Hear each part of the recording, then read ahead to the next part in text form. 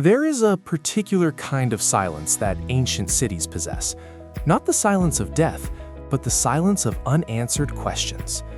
Stand in the ruins of Mohenjo Daro, where perfect sewage systems still run beneath your feet, and ask, who planned this? Walk the Avenue of the Dead in Teotihuacan, aligned to celestial precision, and wonder, who ruled here?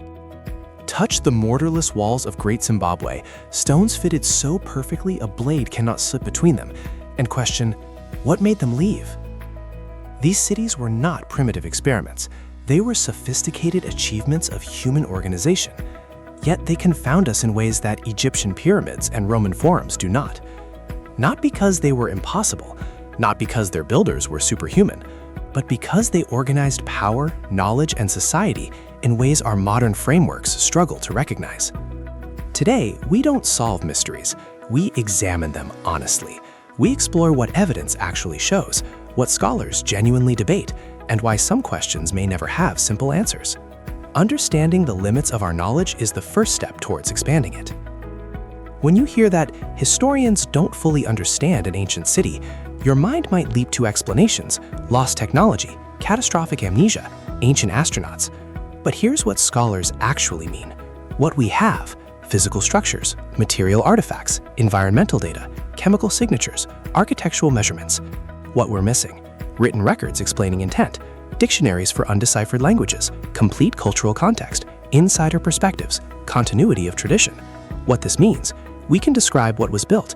We often cannot explain why decisions were made. We reconstruct behavior, but not belief. We see the stage, but the play is lost. This isn't failure. It's the reality of studying cultures separated from us by thousands of years and fundamental discontinuities of language, writing systems, and social frameworks. The past speaks. We just don't always understand the language. Imagine a city of 40,000 people. It's 2500 BCE. Most of human civilization lives in small villages. Monarchs are building monuments to themselves across Mesopotamia and Egypt. And here in the Indus Valley, someone is building something different. Every house connects to a municipal drainage system. Standardized brick suggests centralized quality control. Streets run in perfect grids. There are public wells, public baths, public granaries. This is urban planning that wouldn't look out of place in a modern zoning commission meeting. But here's what's strange, what keeps archaeologists arguing at conferences. There are no obvious palaces, no royal tombs stuffed with treasures, no massive statues proclaiming a king's divinity, no inscriptions boasting of military conquests. So who made the decisions? Who enforced the building codes? Who organized the labor to construct miles of underground sewage? Theory 1. There was centralized authority, but it expressed itself through infrastructure rather than monuments, power through public works, not personal glorification. Theory 2. Authority was distributed, perhaps among merchant guilds, religious councils, or neighborhood assemblies, collective rather than monarchical. Theory 3. We're looking for the wrong kind of power. Perhaps authority was seasonal, ritual-based, or organized around principles we no longer have words for. Here's the intellectually honest answer. We don't know. The evidence allows multiple interpretations. The Indus script remains undeciphered. The people who could explain their own system left no explanation we can read. And that absence, that silence, tells us something profound.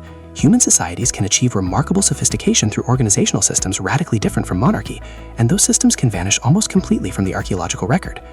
Fast forward 2,000 years, different continent, different culture, same confounding pattern. Teotihuacan, in the Valley of Mexico, was one of the largest cities in the ancient world. At its peak around 450 CE, it housed between 80,000 and 125,000 people, larger than Rome at the same period. The city was meticulously planned. The Avenue of the Dead runs precisely 15.5 degrees east of north. The Pyramid of the Sun aligns with the setting sun on specific calendar dates. Neighborhoods are organized by craft specialization. There's evidence of multi-ethnic quarters, migrants from across Mesoamerica living in distinct compounds. This wasn't a temporary ceremonial center.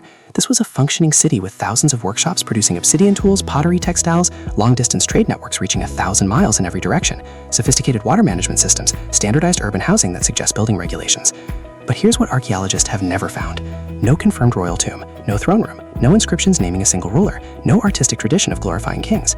In Maya cities, you can't walk 10 feet without encountering a king's image. In Teotihuacan, which was larger than most Maya cities, there's nothing. Scholars propose several possibilities. Scenario 1. Collective rule. Power shared among multiple families, religious leaders, or administrative councils. Decisions made through consensus rather than decree. Scenario 2. Ideological authority. The city itself was the ruler. People came on pilgrimage, contributed labor, participated in ritual, not to serve a king, but to serve cosmic order. Scenario 3. Lost evidence. Maybe there were rulers, but they express power through means that don't preserve archaeologically, through textiles, performances, oral traditions, or painted wood that has long since decayed. Modern minds want to ask, who was in charge? But that might be the wrong question. Perhaps the better question is, how many different ways can humans organize complex societies? And the answer Teotihuacan offers is, more than you think. In the 19th century, when European colonizers first encountered Great Zimbabwe's ruins, they refused to believe Africans had built it. They attributed it to Phoenicians, Egyptians, even the biblical Queen of Sheba, anyone but the Shona people whose descendants still live nearby. It took decades of scientific archaeology to establish what should have been obvious. Great Zimbabwe was built by Africans, for Africans, as the center of a powerful trading empire between the 11th and 15th centuries. The construction is extraordinary. Massive granite blocks fitted without mortar, walls up to 36 feet high, sophisticated dry stone technique passed down through generations, different enclosures suggesting zoned urban planning. Great Zimbabwe controlled trade routes that stretched to the Indian Ocean. Gold, ivory, and copper flowed out, luxury goods flow in. This was a cosmopolitan center of commerce and power. But here's what's odd. Power didn't stay in one place. Over centuries, the center of authority shifted between different stone enclosure sites. Great Zimbabwe itself was eventually abandoned, and new centers rose elsewhere. Why? The evidence suggests economic mobility. As trade routes shifted, so did political power. The city existed to control commerce. When commerce moved, so did the city. Resource depletion. Intensive occupation may have exhausted local resources, farmland, grazing, firewood. Political reorganization. Perhaps authority was never meant to be permanent in one location. Perhaps mobility was the system. Great Zimbabwe forces us to question assumptions we didn't even know we were making. We assume cities are permanent. We assume power consolidates. We assume successful states stay in one place. But what if those are recent historical accidents, not universal human patterns? Step back from individual mysteries. Look at the pattern across continents and millennia. Pattern 1. Infrastructure over iconography. These cities invested in public sanitation, Mohenjo Daro, monumental ceremonial space, Teotihuacan, defensive and administrative architecture, Great Zimbabwe. They did not invest heavily in personal monuments to rulers, royal tomb complexes, artistic glorification of individuals. Pattern 2. Collective spaces. The most impressive structures are often communal. The Great Bath, Mohenjo Daro, the Avenue of the Dead and plaza complexes, Teotihuacan, the Great Enclosure, Great Zimbabwe. These are spaces for gathering, power expressed through inclusion, not separation. Pattern 3. Planned abandonment. Many of these cities weren't destroyed, they were left. This suggests decisions were made collectively. Departures were organized, not panicked. The city was a tool, not an eternal identity. We live in an age of permanent cities, nation-states, and hierarchical power structures. We've lived this way for so long that we assume it's the only way humans can organize complexity. But for most of human history, social organization was vastly more diverse. Authority could be seasonal, ritual-based, distributed, non-hereditary, collective, temporary. Our confusion about these cities isn't because the people who built them were mysterious. It's because we've forgotten how many ways humans can successfully organize themselves. Here's what decades of archaeological evidence show about ancient city abandonment. Primary factors: environmental change, river shifting course, Mohenjo Daro's Indus River, cloud patterns changing, weakening monsoons, soil exhaustion from intensive agriculture, deforestation leading to erosion, economic shifts, trade route changes, Great Zimbabwe, collapse of exchange networks, new technologies making old centers irrelevant, political fragmentation disrupting commerce, social reorganization, population dispersal to new locations, decentralization of authority, abandonment of urban model in favor of distributed settlement. What the evidence does not show: mass warfare, catastrophic destruction, sudden apocalypse, complete population extinction, lost advanced technology. The narrative Hollywood loves, the dramatic collapse, is almost never what happened. Instead, slow decline, gradual departure, people making difficult but rational decisions in response to changing conditions. There's something both sad and rational about these abandonments. The people who left weren't giving up, they were adapting. When your river changes course, you follow it. When trade routes shift, you move to the new nexus. When your organizational system no longer serves you, you try something else. These weren't failures, they were decisions. Honest scholarship requires distinguishing between what's established and what's guessed. Here are ideas researchers are exploring, but not claiming is proven. Speculation 1. Seasonal urbanism. Some researchers suggest certain ancient cities may have functioned seasonally, massive populations gathering for specific months, harvest, ritual calendar, trade fairs, then dispersing. Evidence 4. Variable occupation layers, massive plazas that seem oversized for permanent population. Evidence against: year-round infrastructure maintenance, continuous craft production. Status: actively debated, no consensus. Speculation 2. Ceremonial centers versus residential cities. Perhaps some sites we interpret as cities were primarily pilgrimage centers. People visited, contributed labor, participated in rituals, but didn't permanently reside. Evidence 4. Disproportionate ceremonial architecture, limited residential evidence in some areas.